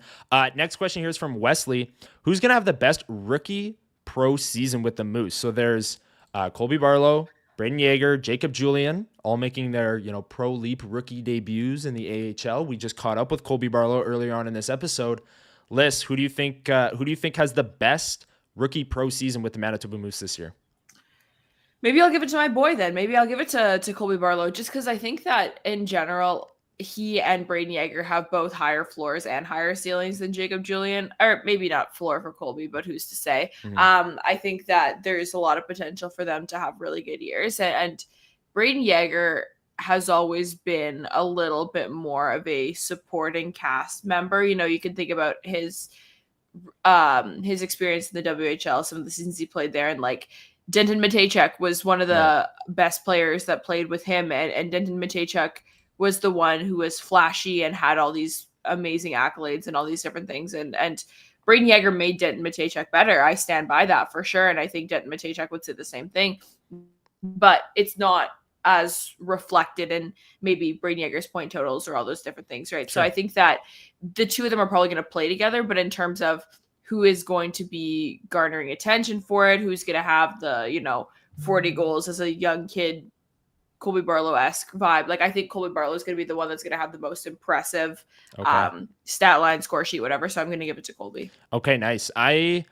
I'm with you on that, actually. I think him cutting weight and looking faster in the preseason and all of these things and what we just heard from him in your conversation with him, Lyss, is going to lead to him having a productive season in his rookie year with the Manitoba Moose. So I'll say Colby Barlow for that as well, but I wouldn't be shocked if Braden Yeager just puts it together way quicker than Barlow does at the pro game and goes on to have a better season. That wouldn't shock me in the slightest. Choices TK asks about the Kyle Connor contract. Dylan later on asked KC News ? Choices TK asked with the Kaprizov deal, what does the Connor contract look like? 8x12 up to 8x14. Also, any concern? Looks like it's going to drag into the season. We are getting to a point. Preseason's done. We're about to turn the page onto the first week of NHL hockey. Like, the NHL opens their season Tuesday. The Jets obviously open Thursday. I'm starting to get a little concerned that there's no contract yet. But from what we've heard from the insiders, it seems as though 8x12 is more or less agreed upon, and it's more the structure that they're battling over, which the structure, Murat Atesh was on the show this week from The Athletic on Winnipeg Sports Talk. He made a great point that Connor Hellebuck, that is, Mark Scheifele, Josh Morrissey, Gabe Vilardi, who just signed, all of these players have no signing bonuses in their contract. And what I think Kyle Connor wants is one of these modern style contracts where the Kaprizov deal, the Marner deal, the Rantanen deal, they're getting all of their money in signing bonus on July 1st, and their base salary is $1 million. So their game checks are low, and then they get a massive, check on July 1st that covers essentially their yearly salary. And a lot of players want that. And I don't think the Kaprizov contract is going to change the AAV of Kyle Connor's contract, but I do think it helped Kyle Connor in what he wants, or what it's reported that he wants, which is all of his money in signing bonus. So I don't think, I still sitting here today think it'll be an 8x12. I still don't think they'll have any issues getting it done. But yes, I am starting to get concerned. And yes, the Kaprizov deal did change things, but not in terms of AAV, more in terms of structure. Lyss, do you have anything on the Kyle Connor contract? No, I think that's super reasonable. I think Not really. I No? think I definitely could see it getting done in the next couple of days. I really do. Like before the season starts, preseason is over now. There's a little bit more. Like I could see it getting done right before the season starts here. Who's to say? But I think maybe my only additional commentary here is that, you mentioned the 12 figure. I think it's more likely to be higher than lower of that. If I had to choose between, I think 12 is a pretty safe bet with where we're at right now, but I think we'd be looking more at a 12.5 than an 11.5 if given the choice between the two. Okay, nice. In terms of likelihood. Yeah, for sure. I think that's a good way to put it as well. Helly's rib is in chat. Do you think Helly will play fewer than 60 games? I think he'll be right around 60 games. I know Arneal said the other day that they'd like to shorten his workload a little bit. I think it'll end up being right around 60. Again, the Jets might struggle out of the gate here. Who knows? With all of these injuries, and they might need Connor Hellebuyck to play a lot and start a lot. Last one, Lyss, rapid fire. What's your Stanley Cup final prediction from Waiters 27? This is our last. Oh my God, this is okay. Let's go with something a little bit wacky, just to have some fun. I'm not gonna go with the Florida Panthers, and then I'm thinking about how awful the Eastern Conference is, and I don't know. Let's go Nikolai Ehlers and the Carolina Hurricanes making it all the way to the Stanley Cup final this year versus let's do a little revenge tour. Mikko Rantanen having some fun there. Dallas Stars, Carolina Hurricanes for. Why not? What the hell? Sure. Nice. I love it. I'm going to go with Vegas versus Tampa. Gary Bettman's dream. I love it. Yeah. I love it. Just boring. Not boring. That would be an electric cup final, but I'm going to go with Vegas. I think this Mitch Marner, I'm going to find it hilarious when he goes off for Vegas in the playoffs. Like I think it's going to happen. He hasn't proved it yet. Like I totally get that, but I fascinated to see what he can do. We know the toolkit's there. I know right? the toolkit's there. Maybe he's a seamless fit with Jack Eichel kind of thing. So I'll say Leafs versus I think Tampa Bay is also loaded, and I think last year in the playoffs I said Lightning versus Panthers. Whoever wins this, I was my pick to go to the finals. I said that too, yes. and I chose the Lightning. So never listen to me ever again. But I said that though. I did say that too. Yeah, and I do think Kenny's water bottle, tax-free states final. That's tax-free states. Everyone loves it. Gary Bettman's dream. Vegas versus Tampa Bay. That's going to be my prediction for the Stanley Cup final, and that's going to be our show today. Thank you so much, everyone, for sticking around today. Already? A little bit. Oh, man. I know. A little bit of a longer episode, but we heard from Scott Wheeler from The Athletic with some great insight on the Winnipeg Jets and their prospect pool. Lyss and I caught up with Thomas Milic and Colby Barlow at Manitoba Moose Media Production Day. You heard those interviews today here on the show, and next weekend, we caught up with even more players. You'll hear even more interviews. I caught up with Jared Anderson-Dolan. Lyss caught up with two Isaacs, Isaac Phillips and Isaac Poulter. So we'll play all three of those interviews for you next Sunday to tee up the Manitoba Moose and their opening weekend next season. Lyss, anything else today before we wrap and thanking everyone for sticking around on a long episode today? No, we had some more Sunday morning football that we had to miss because of the show, and it is what it is. So we'll jump into watching some Sunday afternoon fantastic showdown. Sounds like Brock Bowers isn't going to play, but I think we have a great week of hockey ahead. I am so excited to run the Winnipeg Gauntlet this week with a home opener, Manitoba Moose home opener, matinee against the LA Kings. I think it's going to be a fantastic week ahead. So very much looking forward to that, and looking forward to more regular season Sunday lives with you all, and just wanted to shout out everyone who is here that stuck around for all hour and 45 minutes of this show. We had so much fun with it, and we're so glad that you guys are here. So thank you so much for being here. Yeah, this is definitely our longest episode ever. Interviews, pre-tapes, so much fun, so much content here on WST Sunday Live. So thank you, everyone.